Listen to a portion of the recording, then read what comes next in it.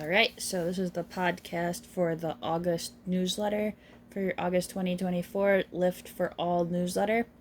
This newsletter is another kind of short one, and I kind of am low key experimenting with having shorter ones. I don't think I'm getting more listeners, but this could be a bad time to play around with length because people are really busy in the summer, so maybe I would have more listeners. I'm not sure. I think we'll see how this length goes. All right, so the first article is called Registration Confirmation Email. And I write, please let me know if you filled out a registration and did not receive a registration confirmation unless I've spoken to you already. Everyone whose registration I received should have a registration confirmation unless I already spoke to you. Please make sure the letter you received has your child's name in the title. I had some issues with copy paste on my new computer, so I apologize if you accidentally received someone else's registration. It was a very embarrassing mistake. Some people let me know. I really appreciate that. I was able to fix it. The key was like more sticky than I'm used to for the copy. If you're unsure or worried about what your lesson time will be, like if you're worried you received the other ones, but it's persons and it says your name and you just want to double check, feel free to text the work number anytime. If you are discontinuing lessons, I've left most people, unless people directly told me they were discontinuing lessons, I left most people on the newsletter list. But if you are discontinuing, this will be your last newsletter. So don't worry about letting me know. I'm going to go through and, September, no, August. I'm going to go through in August and redo my whole newsletter list. So also, if people are listening and there's someone that like a partner or a grandparent that wants to be on the newsletter list, let me know now. I'm going to redo my whole newsletter list. Anyway, a phone number reminder, just a reminder that the official phone number for Lift School of Music and the Arts Are For All is 716-906-0192. Please try to use this number from now on, even if up until now we've used a different form of communication like Facebook Messenger. I would really prefer you call or text this number versus using email as well. It's just too easy for emails to get buried. I'm sure you guys all understand. We just get a wild number of spam emails, even to business accounts, which is weird to me. This phone will just be used for piano, so it will be off when I'm not teaching, doing paperwork, or working. Yeah, I'm totally using it for streaming on the way to Canada on the way to Alaska, since it's the only phone that has streaming in most of Canada. But anyway, this way you can text me anytime, 24/7, 365 days a year, and not worry you're bothering me. So far, it's really helped me achieve a better work-life balance. It's something I wish I'd done about 10 years ago. Remember, if we're friends, or if you want to be friends and you want to reach me for social reasons, feel free to text my old number. If it's related to piano, even tangentially, text the work number. If I'm going to perceive it as a work text, so if you're texting me as my friend saying, my child just won't practice piano, I'm still going to perceive that as a work text. So use my work number. As this is all new to me, I have messed up a few times and used the wrong number. One time I just didn't realize what phone I had in my hand. So don't worry, I'll understand if you do too, but I'll offer a gentle reminder. I already had some kids text me on my home phone, and I said, just remind your child to text me on the... It was more than one kid too, so I don't feel bad. It happens. Summer studio recitals. There's 2 dates for the summer studio recitals, July 20th and August 3rd. It is considered one of the 4 required events of the year, and all students are strongly recommended to sign up for one of those dates. It has the address here. It's at Mark Custom Recording Service. The address is also at the top of the registration. A couple people asked me too about the address. It's at the top of the registration. It's in this newsletter, and you'll get an confirmation when I make the time slots. All participants will be scheduled into 20-minute groups. You can request a morning or afternoon slot on August 3rd. July 20th, I'm not sure what is going to be left. I will try to update Monday. However, it's getting kind of close, so we'll see. However, specific requests may not be able to be accommodated. Students will perform one piece and watch peers perform as well. After the recital has concluded, students are welcome to stay and perform their piece again and again and again if needed, so that all students leave the event with a performance that they are happy with. The folks at Mark Custom Recording then work on making a high-quality, professional-level recording that is emailed to students within a few weeks of their performance. At the end of each recital, students will receive a goodie bag and snack, though food is not to be eaten at the venue. Please let me know if you have any questions, and then there's the link for registration. A scheduling thank you. Thank you so much to everyone who was so flexible with scheduling. I really appreciate the families who tried new things, who offered many different times on registration, and who were okay with switching slightly after they'd received their letter. I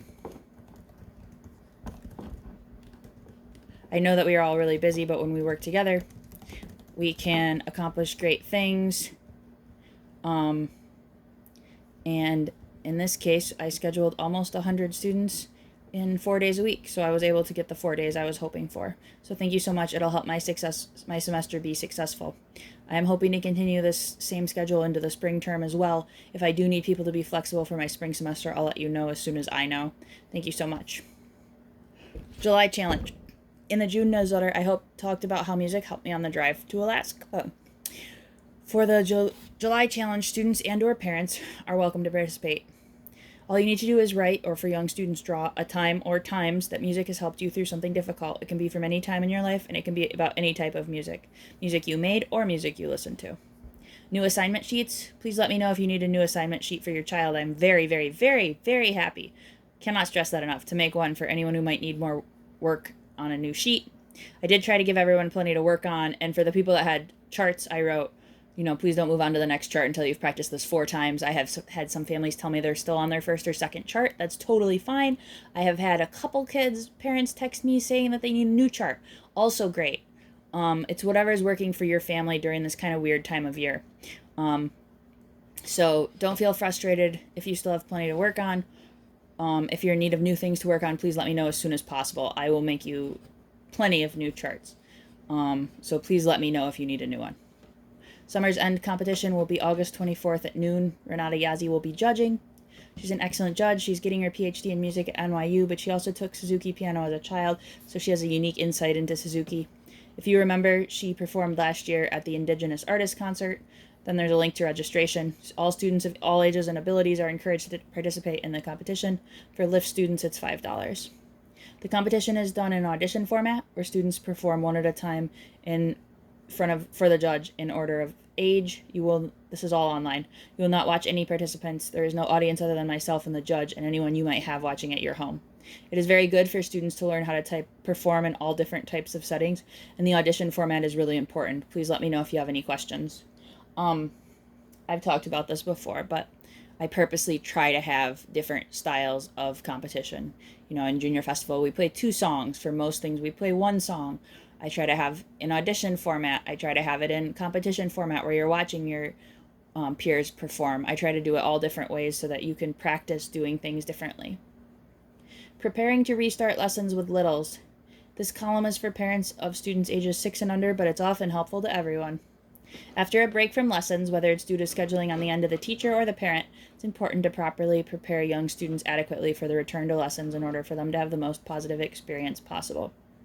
First, begin reminding your child that lessons are starting back well before the start date.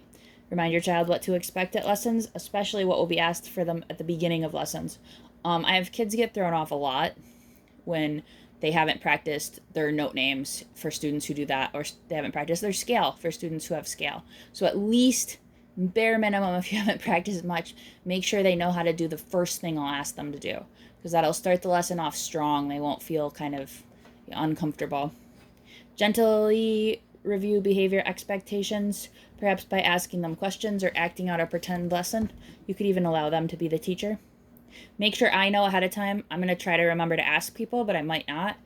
Make sure I know ahead of time how much they've practiced, what you worked on, and what you need help with. Letting me know prior to lesson via text really helps me budget my time better during lessons. Sight reading drills. This was first printed in October 2020. A big topic of conversation for all my piano students in Book 2 are asked to do 2 to 4 minutes of sight reading in the roadmap book. This increases by 2 minutes for each book. While students are often eager to learn to sight read, they sometimes struggle to stay motivated. My advice when practicing sight reading songs is to try the following. Day 1, practice each sight reading song slowly and carefully. Challenge, circle the notes that are hard for you, but don't write in the note names. This defeats the purpose. Day 2, challenge. Play each sight reading song to the metronome at 60 or 72, no faster. Day 3, challenge. Play without the metronome, but count out loud while playing. Day 4, challenge. Say the note names while you play. This is the most important challenge. If you do any challenge, do this. Day 5, play the song as soft as you can without missing any notes, then play as loud as you can. Day 6, add phrasing or dynamics. You can write them in the book to show me. Day 7, say the finger numbers as you play. This is the least important challenge. If you skip any challenge, skip this one. But I wouldn't skip it every week. I take back. Preparing for a potentially difficult lesson. This column is for neurodivergent parents and or parents of neurodivergent students, but it contains information that could be helpful to anyone. If your child is struggling on lesson day, firstly, if your child seems like they might be struggling prior to lessons, make sure to let me know. I can structure the lesson very differently if needed. Try to avoid going in without letting me know and just hope for the best. I've had parents tell me that a lot after the lesson. They said, "Oh, I knew she didn't feel well, but I was just hoping it would go better than this." And I go in without knowing that I'm teaching a child who's potentially ill, or a child who's potentially, very dysregulated, or a child who's just had some upsetting news in another area. I mean, I've had this happen, many, many, many, probably hundreds of times while I've been teaching. So do let me know. Even if it feels like you're texting me every week, letting me know something, go ahead. Open line of communication is the most important thing we can have. Number 2, try doing something that helps your child with regulating, such as running or relaxing. Children often prefer one extreme or the other to regulate. So for some kids, it might mean that they're running around screaming and yelling right before their lesson. And for another child, it might mean that they're taking deep breaths or laying down or closing their eyes and listening to a relaxation YouTube video. Number 3, feel free to text me during your child's lesson if you feel your child is struggling and I'm maybe not noticing as much as I could. So texting me quietly is less confusing for the child than if the parent continually jumps in to rescue them. I try to keep an eye on my phone for parent texts, especially if I know you frequently text during your child's lesson. I try to keep an eye on my phone. Sometimes I don't, and I'm sorry if that happens. But sending me a text to just be like, oh, I don't think she's feeling well, or I don't think he's, I think he's genuinely struggling with this, or this is not something that actually hearing this is not something we struggled with during practice really helps me, because I realize, okay, maybe this child is, genuinely struggling with something else. Number 4, help your child advocate for themselves during lessons if you feel it's needed. Number 5, allow your child to have an out if they become so dysregulated they need a break. It could be telling your child, hey, it's okay if you ask to go get a drink of water. Telling your child, hey, if you really need to, you can just get up and stretch for a second.